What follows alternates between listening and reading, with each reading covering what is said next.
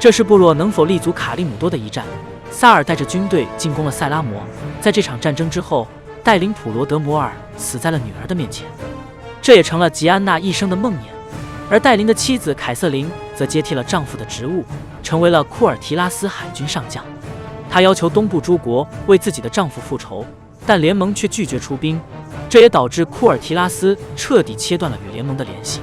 尽管奥格瑞玛与塞拉摩实现了停战，但人类与兽人的相互仇恨不可能被抑制，战争迟早会再度到来。点击我的头像，就可以在个人主页中找到全集解说的播放列表。第9艺术衍生出的经典故事，将给你带来前所未有的体验。